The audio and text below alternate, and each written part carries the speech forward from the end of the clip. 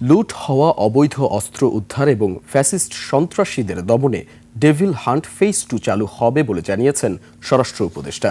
এদিকে ওসমান হাদির উপর হামলাকারীদের মধ্যে প্রাথমিকভাবে একজনকে শনাক্ত করেছে ডিএমপি।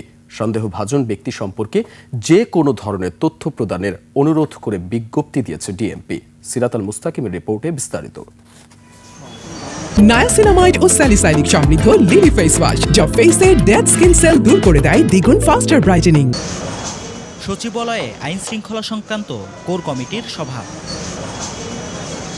পরে স্বরাষ্ট্র উপদেষ্টা জানান, দেশের আইন শৃঙ্খলা পরিস্থিতি জোরদার এবং লুট হওয়া অবৈধ অস্ত্র উদ্ধারের অভিযান বেগবান করতে অবিলম্বে অপারেশন ডেভিল হান্ট ফেজ 2 চালুর সিদ্ধান্ত নিয়েছে সরকার।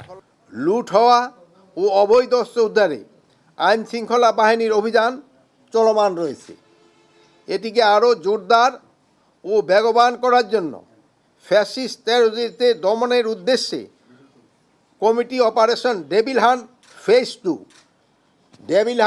ফেজ 2 অবিলম্বে চালু করার সিদ্ধান্ত গ্রহণ করা হয়েছে। তিনি জানান, জুলাই গণ অভ্যুত্থানের সম্মুখ সারির যোদ্ধাদের জন্য বিশেষ নিরাপত্তার ব্যবস্থা গ্রহণ করা হচ্ছে। পাশাপাশি যারা নির্বাচনে অংশ নিবে তারা যদি চায় তাদেরকে ব্যক্তিগত আগ্নেয়াস্ত্রের লাইসেন্স দেওয়া হবে।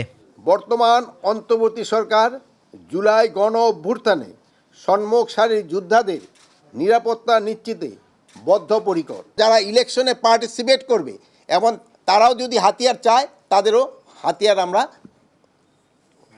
লাইসেন্স তাদের আমরা দিব। তিনি বলেন, ওসমান হাদির উপর হামলায় জড়িতদের তথ্য দিলে 50 লাখ টাকা পুরস্কার দেওয়া হবে। এদিকে ইনকিলাব মঞ্চের মুখপাত্র ওসমান হাদির উপর হত্যা চেষ্টাকারীদের মধ্যে প্রাথমিকভাবে একজনকে শনাক্ত করেছে ডিএমপি।